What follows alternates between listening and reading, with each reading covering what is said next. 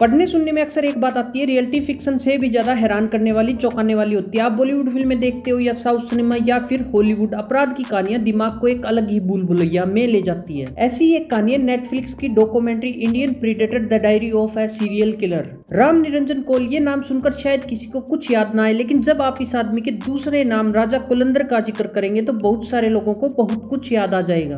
खासकर उत्तर प्रदेश के इलाहाबाद के उन लोगों को तो और भी ज्यादा, जो साल 2000 के आसपास पूरे होशदार थे। शहर से एक पत्रकार गायब हुआ था। पुलिस ने तलाश शुरू की। खोजते ढूंढते पता चला कि पत्रकार की हत्या हो गई है। किसने बताया? उसी ने जिसने हत्या की थी, राजा कोलंदर ने।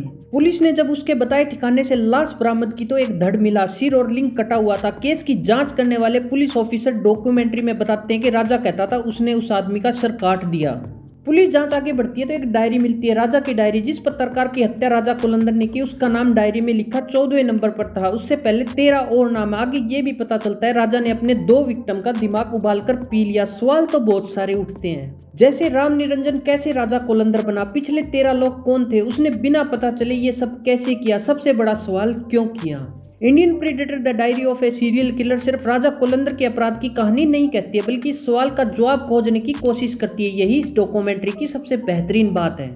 शो 35-40 मिनट लंबे 3 एपिसोड है। शुरुआत पत्रकार के केस से होती है, उसकी पिछली हत्याओं के बारे में डिटेल्स सामने आती है, लेकिन उसके अपराध की कहानी के साथ साथ एक और साइकोलॉजिस्ट और एक एंथ्रोपोलॉजिस्ट राजा कुलंदर के सामाजिक समीकरण की सोच और परतों को उधेड़ते चलते हैं। इस डॉक्यूमेंट्री का सबसे बड़ा रोंगटे खड़े कर देने वाला मोमेंट तब आता है जब राजा कुलंदर खुद कैमरे के सामने आता है। जेल के अंदर हुई बातचीत के लिए राजा जब कोठरी के दरवाजे से चलकर अंदर आ रहा है तो उसकी चाल और बॉडी लैंग्वेज बहुत दिलचस्प है।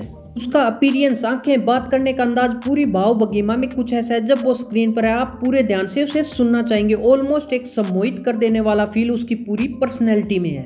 Indian Predator the diary of a serial killer में लोगों के इंटरव्यूज के साथ पूरी घटना का स्क्रीन पर जो रिएक्शन है वो भी जानदार है। सुदीप निगम की राइटिंग और धीरज जिंदल का डायरेक्शन बहुत अंगेजिंग है। शुरुआत से अंत तक हैरानी और अचंभे का लेवल बढ़ता ही चला जाता है। राजा ने जो हत्याएं की, उसकी कहानी के साथ साथ विक्टिम के संबंधियों के बयान और एक्सपर्ट का एनालिसिस ऐसा माहौल बनाता है जो कई जगह भाव शून्य कर देती है।